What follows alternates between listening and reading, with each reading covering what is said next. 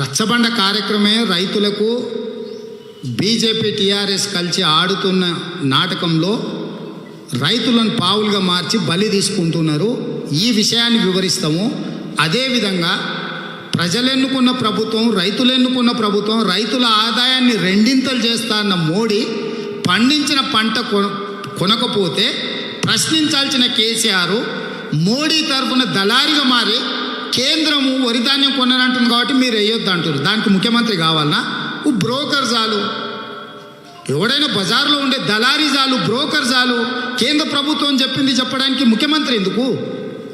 కేసీఆర్కి ఆ పదవి ఎందుకు? కేంద్రం కొనకపోయినా కొనగలిగిన సత్తా రాష్ట్ర ప్రభుత్వానికి ఉంది. కొనిపించాల్సిన, పోరాటం నిర్మించాల్సిన బాధ్యత కేసీఆర్కు ఉంది. మేము అందుకే చెప్పినాం 10,000 కోట్ల రూపాయలు మాకు ఇవ్వండి. ఈ సీజన్, వచ్చే సీజన్లో కూడా మేము మొత్తం వరి ధాన్యాన్ని లాభసాటిగా 1960 రూపాయలు ఎంఎస్పి ఇచ్చి ప్రతి గింజ మేము కొంటాం, ఎగుమతి చేస్తాం, మాకు అవకాశం అని అడిగినాం. ఇప్పుడు కూడా నేను ఆ మాట కట్టుబడి ఉన్నా. ఈ ఖరీఫ్ సీజనే కాదు, రాబోయే యాసంగి సీజన్లో కూడా రాష్ట్ర ప్రభుత్వాన్ని, కేసీఆర్ను సూటిగా డిమాండ్ చేస్తున్నాం. 10,000 కోట్ల రూపాయలు మా కిసాన్ కాంగ్రెస్ పార్టీ నేతృత్వంలో మీరు మాకు అవకాశం ఇవ్వండి. ఈ ఖరీఫ్, రాబోయే రబీ సీజన్లో రైతులు పండించిన మొత్తం వరి ధాన్యాన్ని మేము కొనుగోలు చేసి 1960 రూపాయల గిట్టుబాటు ధర చెల్లించి ఈ ధాన్యాన్ని ఇతర దేశాలకు ఎగుమతి చేసి రాష్ట్ర ప్రభుత్వం ఇచ్చిన డబ్బులు మొత్తం మేము వెనక్కిచ్చే బాధ్యత మాది. మేము చేసి చూపిస్తాం. మాకు పరిపాలన తెలుసు. ప్రజా సమస్యల ఎట్లా పరిష్కరించాలనో కాంగ్రెస్కు తెలుసు. అనుభవజ్ఞులు ఉన్నారు మా దగ్గర. మా అనుభవాన్ని ఉపయోగించి రైతులకు మేలు జరిగే విధంగా ప్రయత్నం చేస్తాం. మిగులు బడ్జెట్ రాష్ట్రము, 2 లక్షల కోట్ల రూపాయల బడ్జెట్ ఉన్న రాష్ట్రంలో రైతుల కోసం 10,000 కోట్లు ఖర్చు పెట్టలేడా? సో 10,000 కోట్ల రూపాయలు కాంగ్రెస్ పార్టీకి అవకాశం ఇచ్చి చూడండి. ఈ సమస్యకు శాశ్వత పరిష్కారం చూపించే బాధ్యత మాది. ఈ వివరాలన్నిటిని కూడా ప్రజలకు సవివరంగా వివరిస్తాం. ఇంటర్ ఫలితాల్లో గందరగోళం వల్ల దాన్ని మీ పార్టీ కొంతమంది నాయకులు కొట్లాడుతున్నారు. పిసిసి ఎట్లాంటి వైఖరి తీసుకుంటుంది, ఎప్పుడు చేపడుతుంది? కాంగ్రెస్లో ఏది చేసినా పిసిసి ఆదేశాల మేరకు, పిసిసి అనుమతి మేరకే చేస్తారు. ఈ ప్రెస్ మీటు రైతులు, వరి దీనికి సంబంధించి అడగండి. మిగతా విషయాలు మా నాయకులు మీకు ఆల్రెడీ వివరించారు. రోజు మా వాళ్ళు అదే పని మీద ఉన్నారు. దాని మీద మళ్ళీ వివరిస్తాం. విరమించుకోలేదు, పోస్ట్పోన్ చేసినాం. వీళ్ళు ఏదో పొడుస్తామన్నారు కదా, పొడవండి అని చెప్పి. రైతుల మీద రాజస్థాన్లో పెరిగిన ధరల మీద కార్యక్రమాలు ఉన్నాయి కాబట్టి ఆ కార్యక్రమాలలో పార్లమెంట్లో మేమే మాట్లాడినాం. మీరు చూసినరో లేదో, ఉత్తమ్ కుమార్ రెడ్డి గారు దీనికి సంబంధించి చాలా ప్రశ్నలు ఇచ్చినాం, ప్రభుత్వాన్ని నిలదీసినాం, ప్రభుత్వాన్ని ప్రశ్నించినాం. చట్టసభలు జరిగేటప్పుడు చట్టసభలల్లో తెలంగాణ రైతుల యొక్క ఆలోచనను, ఆవేదనను చట్టసభలలో వినిపించినము. సో ఇవాళ ప్రభుత్వం ఏదైతే చెప్పి పారిపోతుందో, ఈ ప్రభుత్వం కేంద్ర రాష్ట్ర ప్రభుత్వాల మీద పోరాట కార్యాచరణను ఇప్పుడు ప్రకటిస్తున్నాం. తప్పకుండా చెప్పినా కదా, వరి కొనేటోడే కుర్చీలు ఉంటాడు, లేకపోతే కుర్చీలకు ఎందుకు? ఒడ్లు కొనేవాడు కుర్చీలు ఎందుకు ఉండాలి? గద్దెల మీద ఎందుకు ఉండాలి? దాని పరిష్కారం అదే. రైతులు చెప్తారు. రైతులు మనకంటే తెలివికల్లోళ్ళు. వాళ్ళకి ఎప్పుడు ఏం కావాలనో, ఎవరికి ఏమి ఇవ్వాలనో, ఏ నేలకు తగ్గ పంట ఏది వేయాలనో వాళ్ళకి తెలుసు. అందులో మొలిసే కలుపు మొక్కల్ని ఎట్లా వీకేయాలనో వాళ్ళకి తెలుసు. వచ్చిన తెలంగాణ రాష్ట్రంలో మొలిసిన కలుపు మొక్కల్ని ఎట్లేరేయాలనో రైతులకు తెలుసు, నైపుణ్యం తెలుసు. తాతకు దగ్గు నేర్పాల్సిన పని లేదు. తాతకు దగ్గొచ్చు, దగ్గుకు మందొచ్చు. ఫస్ట్ చేయని వాళ్ళ చిత్తశుద్ధిని అయితే నిరూపించుకోనప్పుడు పార్టీలో చర్చించుకుంటాం, చూస్తాం. ఇప్పుడు వాళ్ళు పోయి చుక్కా ముక్క కోసం ఢిల్లీకి పోయినట్టుంది తప్ప దీక్ష కోసం, సమస్య పరిష్కారం కోసం పోయినట్టు లేదు కదా. మీరు ఎవరినైనా వాళ్ళ బ్లడ్ శాంపిల్స్ తీపిరు. ఇప్పుడు ఢిల్లీలో ఉన్న వాళ్ళు రక్త నమూనాలు తీయండి. వాళ్ళు దీక్ష చేసిరా, లేకపోతే చుక్కా ముక్కలు మునిగి తేలుతున్నారా తెలుస్తుంది కదా. లేకపోతే అదేదో పుల్ల పెడతారు కదా మీకు రాత్రిపూట. ఇట్లకెళ్ళి సాయంత్రం ప్రెస్ మీట్ కాడ పుల్ల పెట్టుర్రు మంత్రులకు నోట్ల.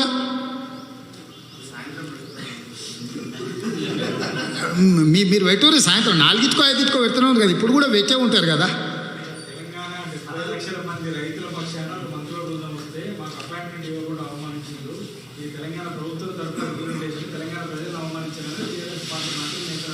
కరెక్ట్, చాలా మంచిగా చెప్పినావు, మంచిగా చెప్పారు.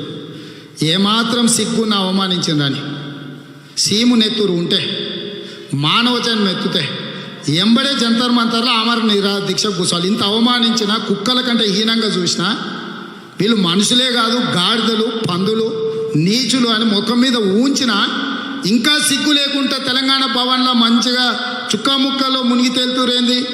ఇంత సిగ్గు తప్పిన బతుక అవసరం అంటున్నా. అందుకే జంతర్ మంతర్ ఆమర నిరాహార దీక్ష కూర్చోండి. కేంద్రం ఇంత అవమానకరంగా మిమ్మల్ని అవమానిస్తే, ముఖం మీద కాండ్రించి ఉమ్మిస్తే తూడ్చుకొని ఇంకా అన్నే సందులలో తిరుగుతుర్రు. సిగ్గున్నోడు, చీమునెత్తురు ఉన్నోడు జంతర్ మంతర్లోనూ విజయ్ చౌక్లో సత్య వరకు కొట్లాడాలి. ఏమో ప్రాణం పోయినా సరే ఇజ్జత్ కంటే ప్రాణం కంటే ఇజ్జత్ కంటే ప్రాణం ఎక్కువనా? ఇజ్జత్ అంతా పోయిందని వాళ్ళే చెప్తారు. నిజమే, నేనే నా కళ్ళతో చూసిన. వాళ్ళు ఉంచితే వీళ్ళు తూడ్చుకునేది. ఇక ఆ నుంచి అట్లే శరంగల్లో ఎవడైనా జంతర్ మంతర్కో విజయ్ చౌక్కో పోయి దీక్ష కూర్చోవాలి. నేను కదే చెప్తున్నా మిత్రమా. వీళ్ళని ఎవడాడ మనుషులాగా చూస్తలేరు, కుక్కల కంటే హీనంగా చూస్తారు. కుక్కలు కూడా గజ్జి కుక్కలు ఉంటాయి చూడు ఊర్లలో. మామూలు కుక్కలను అయితే కనీసం ఇట్లా చేయనే పెడతాం. గజ్జిలేసిన కుక్కల్ని దగ్గర కూడా రానియం, దూరం నుంచే రాళ్లతో కొడతాం. గజ్జి కుక్కల కంటే హీనంగా చూస్తారు ఈ మంత్రులైన ఎంపీల బృందాన్ని ఢిల్లీలో.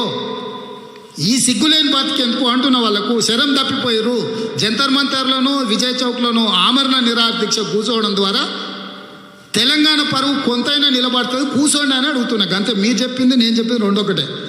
రాష్ట్ర ప్రయోజనాల విషయానికి వచ్చేటప్పటికి ఇతర రాష్ట్రాల్లో పార్టీలన్నీ కూడా పక్కన పెట్టి ఏకమైంది, కానీ ఇక్కడ మాత్రం రాజకీయ పార్టీలు రాజకీయాలు చేస్తున్నాయి, ఏకం కావట్లేదు అనేటువంటిది రాష్ట్ర మంత్రులే అంటున్నారు. ఎవడాడు?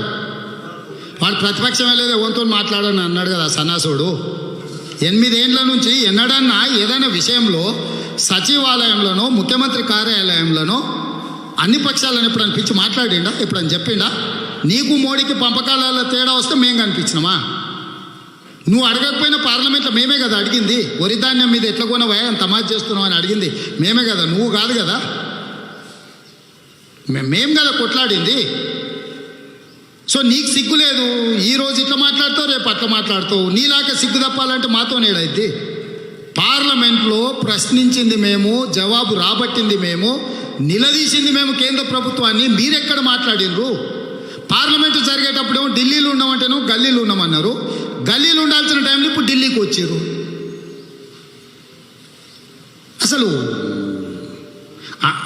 అసలు వీళ్ళు ఏమనాలి మీరు చెప్పండి.